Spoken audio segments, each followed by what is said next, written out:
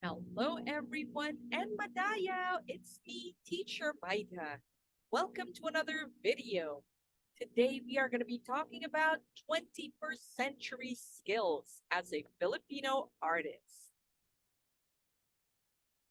Before we begin this self-assessment, we're going to be doing a little different thing for now. Okay, so um, when we talk about 21st century skill, people think that it should be always technology driven. Yes, yes, it does tend to be that way because in arts right now, we are going to be very tech driven. I'll be going into that a little later. But more than that, I think as an artist in the 21st century, what we have to be is multi talented, multi skilled, because there are some people who say, but teacher, Maida, I'm not multi-talented. Maybe I have one talent or just two. But how can I have multi-talents? Sometimes talents are something that we're born with, but that doesn't mean we cannot acquire these other skills in the process. So let's begin this self-assessment of your skills. Take a piece of paper, any type, post it, scratch paper, yellow pad, whatever. Uh, fold it in two. Okay, so any piece of paper, fold it in two. On one side, write everything that you want to do in the art profession. Um, Fashion design, pet photography, whatever. It doesn't have to be, just make sure it's realistic, okay? Um, if you're in high school, maybe you're starting out, so now you want to have a direction where you're going.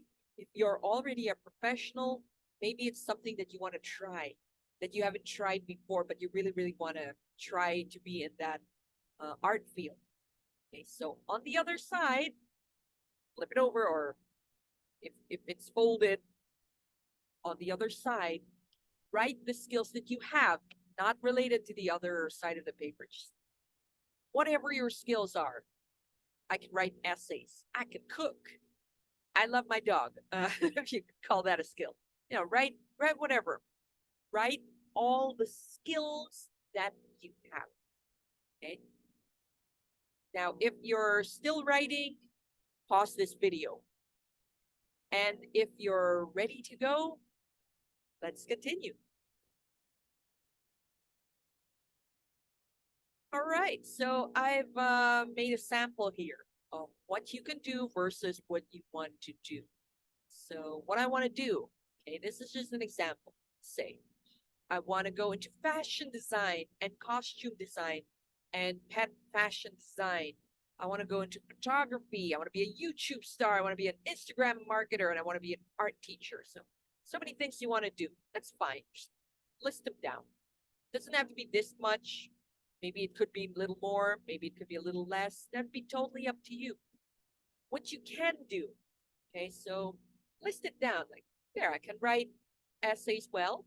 I think I can sketch well. I have my own style. I've got basic camera skills. I speak well in public.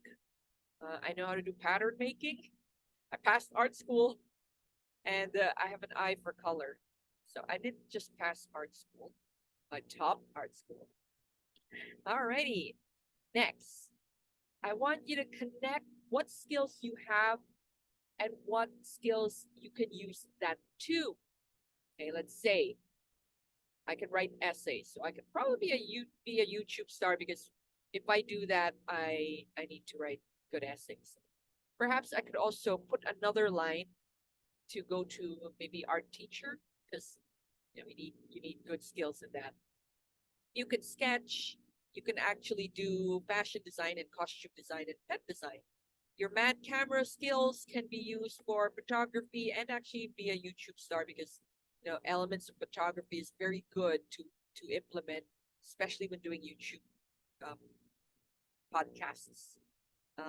Pattern making, so you can do fashion costume design. If you have an eye for color, all of this will apply and stuff like that. Now, I want you to see what's happening here. Okay, so it's going to be a chaotic mess of lines, but that's okay. That's what we want to see. This doesn't have to be like anything official, but um, trust me, if you do this again in 6 months' time, in a year's time, you will find some things very different. Your skills might add up. So think hard based on the skills you've listed. What do you think the industry best to go into? And if your skills aren't there yet, if you feel like one or two skills don't match up to any of them. So if your skills aren't there yet, what steps are you taking to get there? What are those skills you feel you need? So if you feel like I'm I want to be a costume designer. All right, so what skills do you need?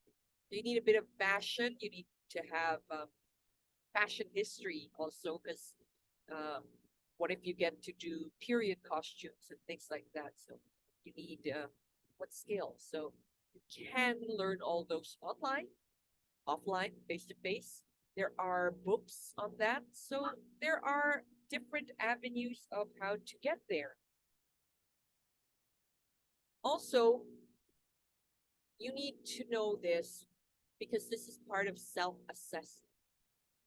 You're going to assess yourself, what you have versus what you want, or what you can do versus what you want to do. Because in the end, the art industry, it is very large. So there are many avenues to enter. Yes, it's very competitive, but it's also very big. So treat it as it is. It could be good for you. Are you scared of it? Don't be scared of it. Gives you that boost of challenge. Yes, it's a big frontier. So yeah, it's highly competitive. And before you go, teacher, Maita, can I even enter that art field? We have so many competitors, including AI. What am I going to do? Upskill, upskill yourself. Assess first. What do you have versus what do you need? What can you do versus what you want to do? You need to assess yourself on that. And that is part of 21st century skill. You need to know self-assessment. So if if you are feeling like you're lacking in something, you assess yourself to be lacking. What are you doing about it? You cannot just stagnate now. You cannot stagnate this way. The Pinoy, the global Pinoy, is very competitive. And they like us because, for one thing, we're dual lingual. That's a very big leg up. I found that out in the industry. Because of our dual language status. Sorry, my doggy. Because of our dual language status, we actually have a leg up versus other countries. So we have to use that to our advantage. Then, of course, we can understand, not just speak, we do understand nuances, especially from the Western world. That's also something that you cannot quite teach because they found out in other countries, no matter how much English you teach them, if they cannot catch those nuances, they can't. But because we here in the Philippines consume a lot of Western media, we get it, we understand it. So, yeah. Next, we actually have mad skills. Most Filipinos are very artistic, innately artistic. So, tap into that. Okay. So, yeah, we're highly competitive, but let's show them how competitive we are. So, thank you for joining me, and I hope you can join me in the next video. If you like this content, give me a thumbs up. In the next video, I will be talking about the art industry of the Philippines.